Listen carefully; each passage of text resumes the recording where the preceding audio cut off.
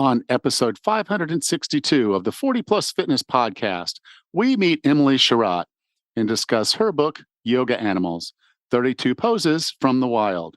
You can find the full show notes for this episode at 40plusfitnesspodcast.com/562.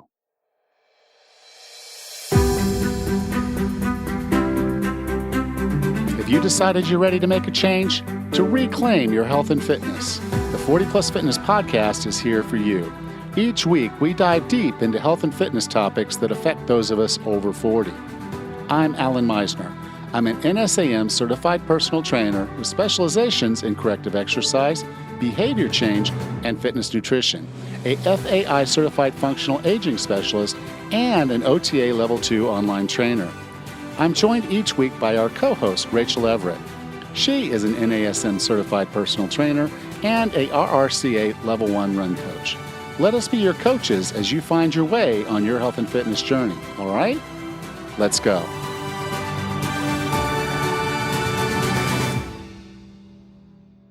What's keeping you from losing weight, improving your health, and getting more fit?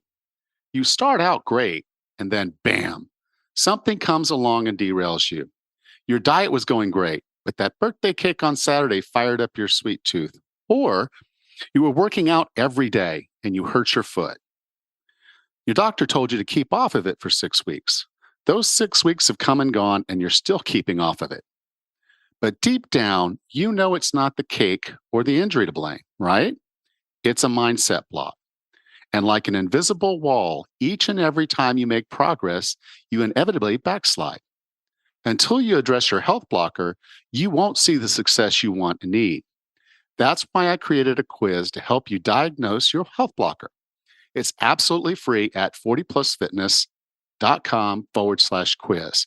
Take the free What's Your Health Blocker quiz at 40plusfitness.com/quiz. Hey, Raz, how are you doing? Good, Alan. How are you today? I'm doing good. Good. Crazy busy, but good. That's good. Yeah, we've got our daughter's wedding coming up. In fact, I think this episode, I will actually probably be on an airplane to Mississippi where my daughter's getting married. Neat. And it's going to be kind of insane. The first part of the end of this month and the beginning of the next one, because I'm just putting so much into trying to get the Crush the Holidays Challenge thing done. I'm really excited about the structure of it this year. It's a little different than it was last year. It's all new videos, all new, everything is all new. So I'm like completely almost recreating it from the ground up. And it's going to be a lot better than it was last year. So I'm hopeful, we get enough people in there, get a lot of people in there, because it's a really good challenge.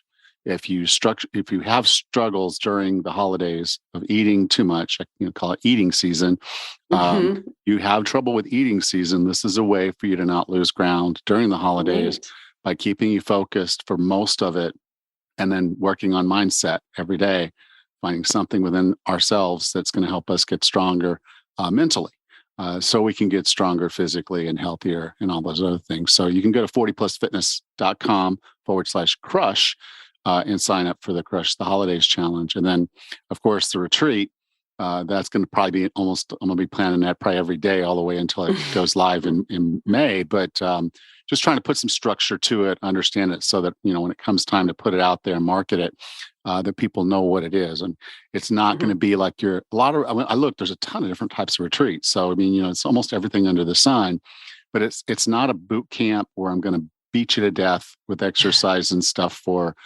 5 days. So there are exercise sessions that are optional, but I encourage people to come, and then we're going to do some movement. We're going to do some things, a lot of that outside. But the other part of it is, we're going to have mindset discussions, and I'm trying to make it as accessible as possible. So I'm going to try to do a broadcast of the first session. So the first session, well, not really the first session, but the sit down session is a mindset. So we start working through a mindset. And so about an hour and a half, we'll have a live session, and I'll have it available online for free. Or you can upgrade to the recordings if you don't happen to be able to listen live each day when it's going to happen, which I think will probably be something like 9 to 10:30 or something like that. But a lot of people can't just be online every day or watching Zoom every day during those hours. So if you can't, there will be recordings, and that'll be really cost effective for you to get those. And each day there'll be a thing you're working on with mindset. I'm going to write a book. I'm going to do a workbook. So the whole course thing will have a workbook for you to work through. The people that are here, we're then going to go into it. So there's implementation that happens after the lesson here. If you're at home, you're doing that on your own. But if you're here, we're walking through it. Wow. And so that's that. And then there's going to be a VIP level for the people that are here. The VIPs will get to stay in Lula's. Nice. But we only have 6 rooms. So there's going to be limited to 6 people in the VIP, unless someone is nice enough, and 2 people that know each other or are okay. They say, hey, we'll just go in and we'll both go VIP together. Cool. And maybe even work out something on that, since they're sharing a room. But it's going to be limited to 6 VIPs, and they'll get more. So they'll have more access to me with some deep dives. They're going to get some awesome additional workout stuff that we'll do each afternoon. They'll get to see parts of the island and things we'll do outside that the others won't get to do. And I'm going to throw in a couple other little cool things to help them with their wellness over the course of that week.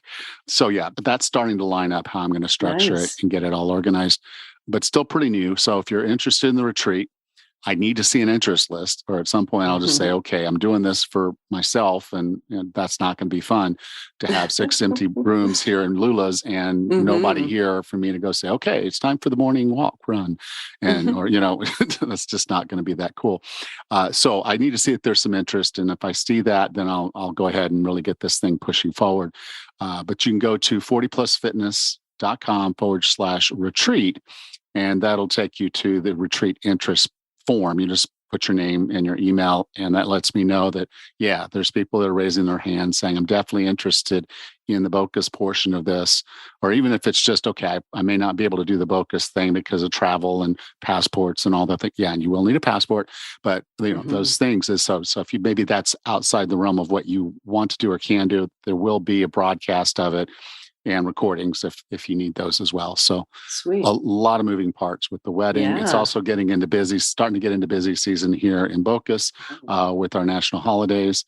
So it's just bang, bang, bang, bang. Of course. It sounds very busy, but exciting too. Yeah. A lot of new stuff and getting out of some old stuff, which is still very sad. But, everything has its chapter. You just need to turn the page and move on. So how are things up there? Great. Mike and I just spent the weekend in Detroit. He and I ran a 1 mile and a 5K race on Saturday. And then I ran the half marathon on Sunday. And a bunch of our running friends from our run club here did the full marathon on Sunday. And it was just a beautiful weekend in Detroit. So we had a great weekend. I'm exhausted from all the running around, but seeing the city was wonderful. It was nice to get away. Good. I'm glad you got to do that. Oh, for sure. All right. So are you ready to talk yoga? Sure. Our guest today is an editor, writer, and qualified yoga instructor. She has been teaching for over 7 years, as well as having a regular practice for almost 20. Her teaching method encompasses a wide range of yoga styles, from Vinyasa Flow to Yin, and she considers the final relaxation the most important part of class. With no further ado, here's Emily Sharratt. Emily, welcome to 40 Plus Fitness. Thank you. I saw the title, Yoga Animals, and I was like, this is perfect. This takes everything about yoga that would keep someone away from yoga and literally just kind of makes it happen. I've gone to yoga, and I can tell you I'm one of the least mobile human beings on earth. Because I fancied myself as a bodybuilder when I was younger. So my lifting style and the things I did were not functional. They were to build bigger muscles. So I lost a lot of mobility by not being mobile when I had the opportunity to be mobile. And 25 years of sedentary job did its damage as well. And what I like about the idea of these poses being named after animals is when you really think of it that way, instead of some esoteric name or Indian name or something, it just it opens it up. And I'm like, I could see parents or grandparents in their living room doing these poses and their kids just kind of like saying, wow, this is cool. Yeah. I can do this peacock pose, or I could do this, there's a ton of different ones out there, but Yeah. they all sound fun. And particularly when you say it's an animal, I'm going to do the cat pose, or I'm going to do the downward dog or the upward dog. All those poses just sound fun when they're put that way. And so like that, when I did do yoga, it's like, well, I was in a room with a group of people. They were all much more accomplished than I was. The instructor would actually get up and walk over and like push down my hips to try to to get my legs in the right position. And so it's just kind of one of those things where, I knew I needed it. I needed the mobility, but it was just, even for me as someone who was generally fit, it was intimidating. Yeah. I mean, we have tried to move away from that pushing pushing people's hips down and things like that. It's a little bit old school. But yeah, I think, yeah, as you say, the animal side of things, I think the storytelling element to yoga is a big part of its appeal.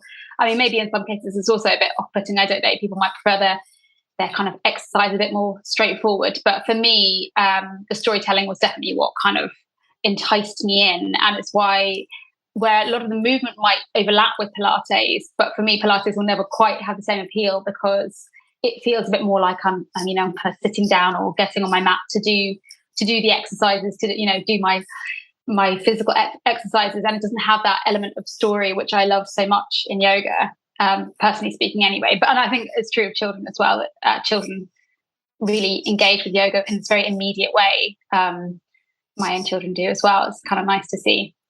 Now, one of the things I liked about the book was that you had illustrations in there just to kind of give us an idea of what the pose or the movement looked like, which was really cool. And there were over 32 poses from the wild.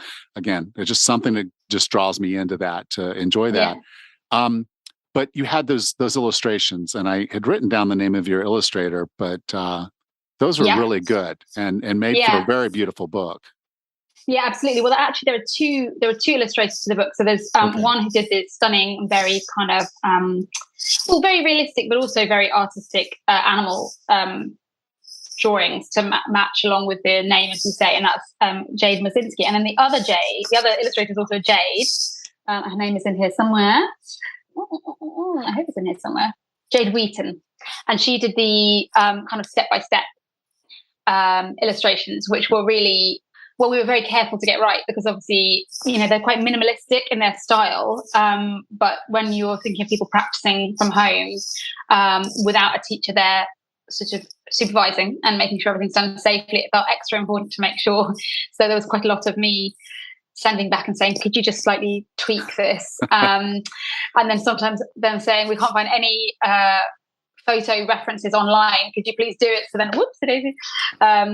In the midst of a lockdown, sort of being at home and getting people to photograph me, taking the sort of step by step. It's not so much the finished poses, which you can always find photo references for, but it's the step by step to get into them, all the kind of little bits to match along with my illustrations, with my instructions. So I hope they are useful for people, and we certainly took care to get them right. Yeah. And I think that's what's really good about this is you have full description. So even if you didn't have the illustrations, it would work. The illustrations just kind of enhance for those of us that are not visually impaired. It really does enhance our ability to see what that looks like, which allows us to emulate it a little bit better. Yeah, it's true. Yeah. So why is yoga a great movement practice? Well, I'm a firm believer that there is a yoga practice for everyone. And I have spoken to a lot of kind of, friends and family and people who are a bit skeptical of that notion, who say, no, but, like you said, almost, well, I'm really inflexible. You'd be surprised how many people you get saying, I couldn't possibly come to your yoga class. I'm really inflexible. And I think that's exactly why you should come to my yoga class. Yes. But then equally, you get people who say, oh, they would struggle to kind of sit still with, maybe to engage with the meditation side of things. I really believe that you can customize your own yoga practice to suit yourself. And for me, that's kind of fundamentally what yoga is. It's the practice of checking in with your body, with yourself, daily, and seeing where you are on that given day, in that given moment, and providing yourself with what you need. So for me, my yoga practice can look really different from day to day. That maybe some days I just want to sit and do some breath work, a bit of meditation, some very gentle stretches for kind of achy bits in my body. Some days I might want something more dynamic or something more playful or silly, especially if I've got one or both of my kids kind of crawling all over the mats, then it takes on a different tone. And I just really believe that it's a bit like when people say they don't like reading and I say, oh, you just haven't found the right book. I kind of feel the same way about yoga, that they need to just find the practice that suits them, and it can look completely different from anybody else's. And that's the beauty of it. And I think what makes it really special and maybe different from most other exercise forms that I can think of. Yeah. And what I like about it is not only are we building mobility with that we need, but you can also use yoga to build strength. Yeah. I've been in a yoga class that was all about stamina. It's kind of weird, but it was, we moved a lot. We held some poses, but we moved quite a bit. So it was a intense little workout, body weight workout. And that's the other thing that's really cool about it is, you'll need a mat probably, and you might want a yoga block, but that's your investment. That's about it, and so it's something anybody can afford to do. I agree. I mean, you don't even, I agree, a mat's helpful to have, but at a push, you could practice your yoga with a towel. It's just something to stop you from slipping, especially if you are doing kind of a bit more of a cardiovascular session, then you might get a bit sweaty and you, or depending on what surface you're practicing on, something to cushion if you're kind of holding for longer. But really it is, very, very kind of low requirement and something that you can practice on your own. So you don't need a gym membership, you don't need a personal trainer, you don't need a me. I generally speaking would recommend that people do attend some classes, whether it's in person or online, just so they get a bit of a sense of how to practice safely. They have some kind of guidance when they're starting. But it's incredibly flexible in that way. You sort of practice in any corner that you can find a little bit of floor space for yourself. Yeah. I think one of the reasons that yoga's taken off. I mean, I remember 20 years ago, people talk about yoga and it's like, oh, that's that woo woo stuff. It's left the woo woo and it's now mainstream for sure. And I live on an island and I could tell you I can't throw a rock and not hit a yoga instructor. Sure. But one of the other things that I find very valuable about yoga is that it is really centered on understanding and feeling your body. There's a meditation aspect to it. And you mentioned breath work. I'd like to talk about breath work and what that looks like and why that's important. So again, I mean, in terms of, you go back to yoga's roots, breath work is really fundamental. It's one of it. I mean, I won't kind of go into all the details of that, and I'm not the expert to do so, but there are various kind of limbs of yoga, and of which physical yoga is only one. So the yoga that we're talking about here really is the practice of hatha yoga. Is only one limb of a full yoga practice. And breath work is one. So it's kind of back there in the fundamentals. But if you just take it in maybe a more kind of immediately accessible level for those of us who don't have this background in the kind of spiritual scriptures of yoga, it's something that, again, that I think everybody needs. And there's a breathwork practice for everyone and for every scenario. And it's something that you don't need to do as part of a full yoga practice, especially once you've got into the habit of it a bit more. So I think people often are like, I don't need to be taught to breathe. Thanks, I've been doing it for, bloody numbers of years. But you'd be surprised how many of us don't breathe that full, what we think of as that yoga breath, that diaphragmatic breath, the right kind of down into the lower abdomen, of course. And then when you say that, when you're teaching new students, I say, I do appreciate that your air is not actually going into your belly, but that's, the kind of effect of inflating your belly as you flatten the diaphragm and the tummy gets pushed out. Those deep, full breaths, we do them when we're born. We're kind of born being able to do them, but we unlearn them. I think we can get into, especially if we have very stressful lifestyles, you get into sort of shallow upper chest breathing, and we need to be taught again. And I mean, just for our general health, but it's amazing what it can do for kind of mood regulation. And like I say, it's something that then when you've got into the practice of it, first of all, your kind of general breathing is better, but you also have something that you can take with you into other aspects of your life. So it's something that I've used in childbirth.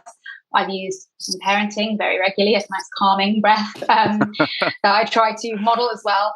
I've used, if I've got a stressful work situation going on, just that it's that kind of sort of like a hard reset, so you're turning yourself off and on again, that you go, okay, let's go back to the basics. And you notice that, you feel calmer, you feel more in control, your heart rate gets slowed.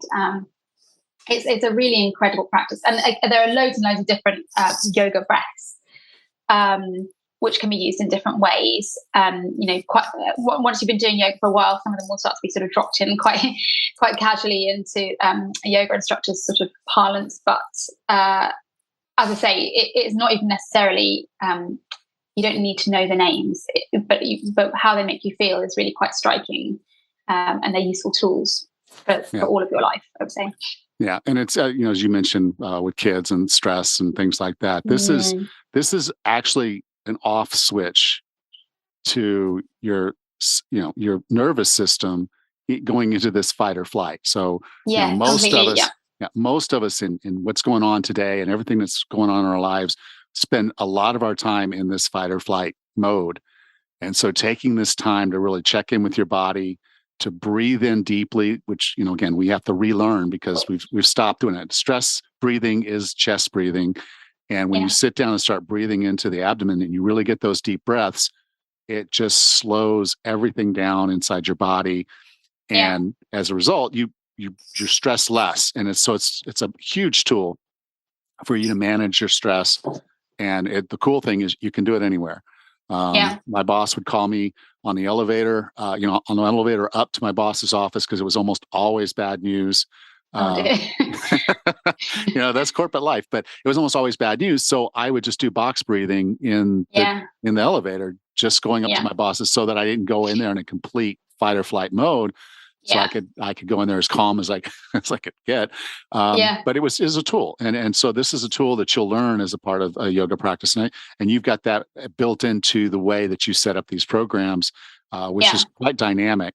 Now, as you look at these poses, the yoga animals, you use a mix of Vinyasa Flow and Yin. Can you talk about what those are? Because I think we get thrown these foreign words. Yes. And so it just kind of seems like, okay, I don't even know what that means. Can you just talk about what those two things are and the value of each? Yeah. So Vinyasa, I mean, I think it literally means to kind of put in a certain way. But actually the way I use it is that, it's like a flow rather than Yin, which is more static. And I'll go into more detail about Yin in a minute. But in a yoga session, you'll quite often hear the instructor say, if you'd like to take a vinyasa, and that's the little, they mean that little sequence in the middle of a sun salutation, where you basically flow through top of a plank, down onto your front, up into a cobra or an upward facing dog, and then to downward facing dog. So that's just kind of rattling through very quickly. And people say, if you'd like to take a vinyasa now. If you want to rest, you can come straight to downward facing dog. So really, essentially, what we're using vinyasa for is a flow of poses strung together, and it's one of the kind of benefits. One of the uses for it is that getting that kind of cardiovascular side of things into your yoga practice, getting the kind of breath going a bit faster, getting the heart rate going a bit faster, flowing through more quickly, getting everything moving around the body more quickly. It has a bit of a dance-like feel to it as well, so there's sort of pleasing for the brain in that way. And then Yin is kind of not part of the traditional yoga kind of system, but it's something that is becoming increasingly popular now. I think part of Yin is actually what you were just talking about there with the breath work. It's about a kind of hard reset for the nervous system. So what you're doing is you're holding a pose for longer. So you might take a gentler variation of the pose to begin with, because our tendency from our modern lifestyles is to kind of muscle into the most extreme version of the pose and then hold. But that's exactly the opposite of yin. That's not what you're supposed to be doing. You're supposed to be accommodating yourself, maybe using props. We probably use more props in yin than other forms of yoga. So you can have like a bolster or a blanket or cushions and things like that. You get yourself supported in a pose. And there are really only kind of a handful of poses that we really use routinely for the yin, where it's more appropriate. And then you settle in and you hold and you come to your breath. And kind of to look at yin, it might look like nothing very much is happening at all, because somebody's sort of surrounded by all these cushions and they're not moving at all. But actually, it can be really challenging because, first of all, once you're holding it for longer, you start to notice areas of discomfort in the body, but also in the mind. That's where your mind gets a bit chatty. And so it's a really useful practice for flexibility, just on a physical level, because it's where you can really access those deep muscles, practice the art of properly letting go. But it's very good, I would say, on a psychological and emotional level, again, to kind of give yourself this break and to send this message to your nervous system. There is no urgency. There's no rush. We're resting here. We are not in any immediate danger. We're just going to go deep inside and soften and see where it takes us. And of course, I would always say, and I'm sure any yoga instructor would always say, if it gets too much, if you're really in, well, certainly if you're in pain, we never want pain, but if you're in extreme discomfort, of course you can always come out, this is not being enforced, but it's really interesting to see what comes up, both physically and emotionally. All sorts of things can kind of come up. You might quite often see people having a little cry in a yoga session, in a yin yoga session when they emerge from the pose. Because it's just sort of released all sorts of things that we hold in these pockets of tension in our body. So that's the kind of difference. And my personal yoga practice and the yoga that I teach tends to include a mixture of both. I might sometimes teach a session that's much more yin-based for whatever reason, or much more kind of restorative yoga, or I might teach a more dynamic one, but equally sometimes in classes I incorporate elements of both. Certainly in this book I've incorporated elements of both, because I think a mixture is really nice and really kind of beneficial for us, and it's what I find most effective myself. Yeah. Now, as I went through the book and I was just looking at some of the different poses, I was like, okay, well, that one looks like I could do it. That one, that would take some practice, and I think that's probably why we call it a yoga practice, because there's some of these I'm like, there's no way. Yeah. But if it helps, the same here. I can't do all of these poses.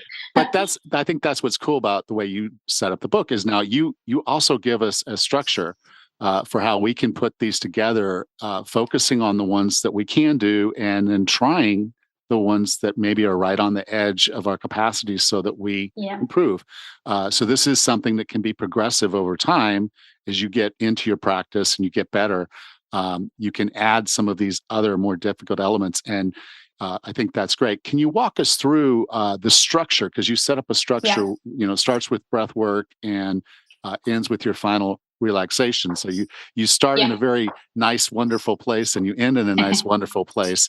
And there's a lot that happens in between. Can you walk through that? Yeah, absolutely. So when kind of sort of talking about the structure of the book with the publishers, I sort of said, this is how I plan a class. And this is how I literally plan every class that I do.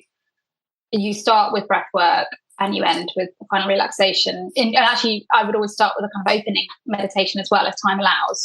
So that was part of my training. But for me, this structure is how you kind of, I'm reluctant to say you kind of hit up the key points, because it doesn't sound very yoga. But for me, this is you have the option by following through this structure in the book to do what I consider to be the most fully rounded yoga session. As you say, you don't have to do everything. I think if you did everything, it would take quite a long time. So it's great if you've got the time to dedicate. But the way I would kind of plan, if I've got half an hour to an hour to myself, and I want to do a yoga session, I would always try and start with just some quiet time, just to kind of check in with myself and my body. Some breath work, and these two can kind of overlap. So again, I find the breath work a really helpful way to just get into my body and kind of out of my mind, and sort of sets the tone for the rest of the session. And then I would do that on the floor. So I would always come through, from my breath work, I'd come through a sort of cat-cow, which is a really nice way of warming up the back. And, again, like you were talking about before, with these sort of sedentary lifestyles and sitting at computers and on phones, that's probably the first place that we're like, oh yeah, need to kind of warm up through the spine. And it takes you from cat-cow to down facing dog and up to standing. I would always start off my yoga sessions quite early on with some sun salutations, because they're like a way of warming up the whole body. So you might get the breath. You might do some slow sun salutations. That's fine as well. But you're warming up all the muscles. That prepares you for any other stretching or strengthening you're going to be doing.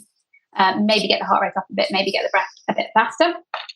And then from some salutations, I would move to a standing sequence because it's kind of a natural progression, I suppose. You're still standing, you're still on your feet, so you move to a standing sequence, which might also, depending on the day, it might also go fast or more slowly, and it includes some poses that aren't really kind of animally, but the warrior sequence I've got in here to kind of link some standing poses.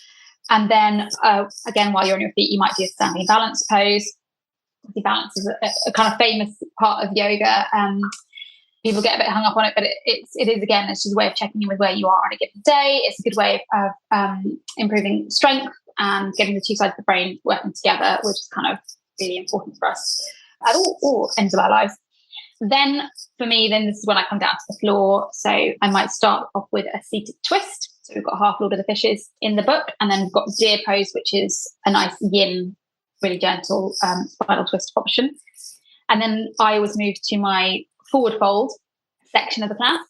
And so there are a couple of really classic forward folds that aren't included because they don't really fit within the animal theme, but you could have like a Paschimottanasana, which is a seated forward fold with the legs together. It's quite famous. Or a wide-legged one. Here we've got butterfly and cow face. So they're good hip openers. They're kind of getting a sort of a stretch opening into the back of the body, a folding inwards. For me, forward folds are my personal greatest challenge. I've got really tight hamstrings, so it's always a good moment kind of checking in and seeing how I'm feeling about that today. And then you can do some hip openers on the ground. So we've got swan and a lizard actually, and one-legged king pigeon, frog. Actually, we've got a good few hip openers. So it's a good place to kind of do them from when you've done your forward folds. And then I would move on to my back bends. So they obviously are the kind of reverse of forward folds. You're opening into the front of the body. It's very important that you kind of carefully engage the core, the lower belly to protect the back. So people can be kind of tempted to fling themselves into back bends because they look really spectacular and might feel really good in the moment, but you have to proceed with caution. So we've got seal, we've got locust actually is a good kind of gentle opener. Camel's a stronger one.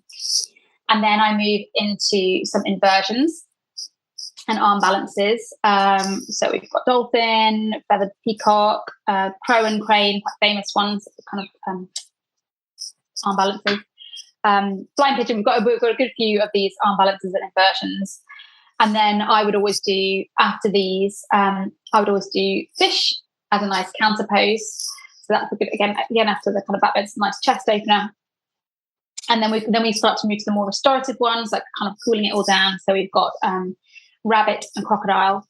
And then, again, not an animal so much as, but corpse pose, the famous Shavasana, how we would always kind of wind up a class. And like I say, it doesn't really matter for me how long or short a session is. I would always make sure I have that kind of cooling down and that calming time, even if you only do it for a minute. I think it's really important. So in the book, I kind of talk you through a guided relaxation where you relax each part of the body in turn. But there are various different kind of formats it can take. But the kind of key thing is lying in stillness, cooling your body down, kind of coming back to that breath. So yeah, that's kind of how I would structure a class, and that's how you can work with the book as well, that you can kind of work through and you can choose maybe one forward fold rather than all of them, one back bend, one hip opener, one inversion or arm balance. Or as I say, if you love those, you can try them all. So it's just the kind of option there to do a nice rounded session, or several, and then you can go back to the book and do something different each time.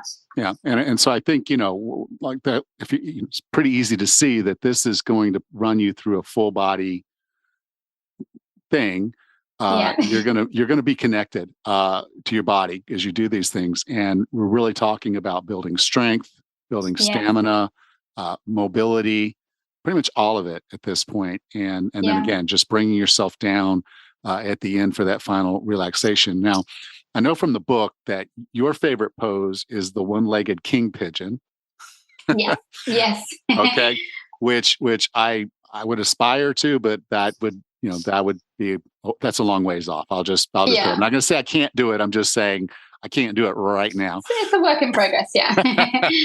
Now let's talk about, we've talked about mobility, strength and all, but for a lot of us that are sedentary, I mean, office jobs, we're sitting at our desk. Now we've got our smartphones. And so we're down there, and it's becoming somewhat of a big problem where people's shoulders are starting to round down, their necks are craning forward, and we're just losing posture that we would have had before if we were doing the things our ancestors did of, moving around, foraging, hunting, all the things we would do. We don't do those anymore. Now we're keyboard warriors and we're phone warriors. And so that's what we're doing. And it's messing with our posture. If we wanted to put together a few of these poses that we could do on a fairly regular basis to kind of offset some of that posture problem, what are some of the exercises that we could do, and what do they look like? So I would just say, as a general rule, that whenever you're doing yoga, if you have an instructor there, you'll kind of hear repeatedly, drop your shoulders down and back, drop your shoulders away from the ears, because, as you say, it's just so commonplace that the shoulders are kind of creeping up and the back is rounding. But if you wanted to just practice, if you wanted to take a couple of minutes and just practice a few of these, I would definitely start on all fours if possible with cat-cow. So as I say, the instructions are all there in the book, but it's really coming from that position of all fours, and you move the spine through its range. It's kind of range of spinal flexion. And you get a really nice kind of deliberate rounding into the shoulders in cat. But then you also get the counter movement in cow. And just, as I said before, as soon as you do it, I think 90% of us are going to think, oh, God, yeah, you're really noticing where the discomfort is. Back bends are really good for countering that rounding. But as I mentioned before, it's important to make sure you're engaging the core, that you're connecting with your kind of core muscles, the abdominal muscles. You're protecting the back. You're not just kind of really, it feels like an itch you want to scratch, and you might fling yourself into it because it feels initially very good, but you don't want to cause any injuries, especially if it's not a habitual movement. So when working with any of the back bends, and like I said, locust is actually a really nice gentle one. You can do locust in a more extreme way, which I think I'm going to go. But when if you just follow the instructions to do it in this in the book, it can be really, really gentle. It's just a way of working all the muscles in the back in a gentle way, but it's really good for strengthening. So I think strengthening the back as well as opening, countering the rounding is important, but you want to make sure the back is strong. We want to kind of keep the muscles strong, especially as we get older. So I'd say cat-cow and locust, seal, or maybe from in the book you go from sphinx to seal, and sphinx is a gentler version as well. So that's where you come onto your front and you have your elbows underneath your shoulders and forearms parallel, and then you just broaden through the collarbones, drop the shoulders away from the ears, and that can be a really nice gentle one, just kind of hang out in. And then finally, I'd say maybe crocodile, which is an alternative way to take your final relaxation, but it's prone rather than on your back. So that can be quite a nice one as well, just opening into the back body in this really, really gentle way. But, even if you're just sitting at your desk and you do a few shoulder rotations each way, shrug the shoulders up and down.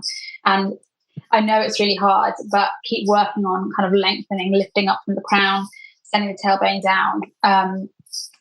Just try to make it as really that you don't have to think about it. But to begin with, you will have to think about it a lot. I think it's really important because it can just cause problems later in life if we're not kind of really thinking about our posture all the time. Yeah. So I think it's pretty easy to see that all these names, they sound fun. Crocodile, dog, cow, or cat. These are all fun. And so if you're doing this and you start doing this as a practice and you've got kids or grandkids around, they're going to come play with you too. And I think that's just makes this a really special thing that you can share with them, because it's getting you healthier. It's teaching them, and they're seeing a great example of someone who's trying to improve themselves. And you're just building a better relationship with the people around you that are enjoying this with you. So, again, the book does a really good job of explaining how all these movements and poses work. So you can just start working your way through it, getting better and better. Because again, it is a practice. There's probably, I'm sure there's lots of people that are in yoga that can do all the poses in there and not have a problem with them. I'll tell you, right, I'm not one of those people, but it does give me something to aspire to, as I know that, okay, I have a mobility issue and this is a pose that's going to help me deal with that. Or I have a posture issue and these are some poses that have been put together that I can go through and do in a reasonable amount of time. I mean, the posture poses you talked about, literally you do a warm up and you sit down. I would encourage the breath work, and then you can get into some of these and really do a lot for your posture in probably less than 15 minutes, including your warm up. So really easy and accessible. And the book makes it clear what you're trying to do and where you're trying to go. So I really appreciate that. I define wellness as being the healthiest, fittest, and happiest you can be. What are 3 strategies or tactics to get and stay well? Well, I would say it's finding a form of movement that gives you pleasure. So whether that's yoga or whether it's something completely different. But for me, I was somebody who never enjoyed PE or gym class or whatever at school. And I wish that yoga or something had been an option. I wish there had been more options, basically, because it was all very much about kind of competitive sport, which is not my personal thing.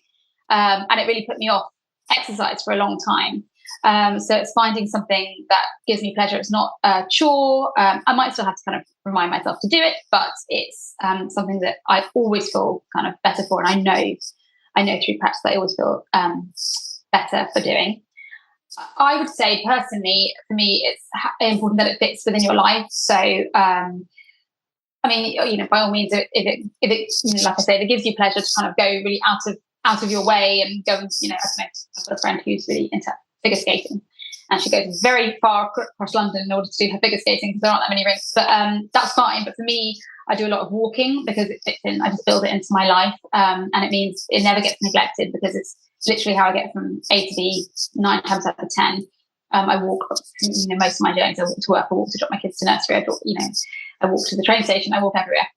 I also personally, for my kind of well-being, a connection to nature. So that's also a big part of this book, and how I kind of accessed what I wanted to talk about in this book was how I think we can feel in our modern lives very cut off from the natural world. But I do account for a lot of the popularity of yoga with being that it is about reconnecting to nature in nature's most immediate representative, which is yourself. So it's, you are not separate from nature, you are part of nature, and it's reminding yourself of that and reasserting that. And so maybe it's not a yoga practice for everybody, but maybe it's just stepping outside, taking some deep breaths, going to the park. For me, that's a really, really important part of it. And if you can do yoga outside, so much the better. So yeah, I'd say those are my 3 personal kind of strategies. Thank you, Emily. If someone wanted to learn more about you, the things you're doing, and your book, Yoga Animals, where would you like for me to send them? The best place for that is my Instagram account, which is @EmilyTreeYoga. You can also find out, obviously, more about the book from the publishers. But yeah, I'd say the Instagram account is a good place to go. And there is a YouTube session online that I did to go with the book. So I will supply that link. Okay. You can go to 40plusfitnesspodcast.com/562, and I'll be sure to have links to the book, to Emily's Instagram, and to that YouTube video. Emily, thank you so much for being a part of 40 Plus Fitness. Thank you. It's been lovely talking to you.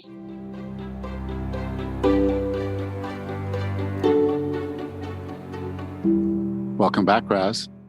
Hey, Ellen, what a neat book. I really would love to get my hands on a copy to see the different animal named poses and what they look like. I personally enjoy yoga, and I have my athletes do yoga on occasion. I wish I did it more often. I need to make it a more regular practice, but I love it. That book sounds wonderful.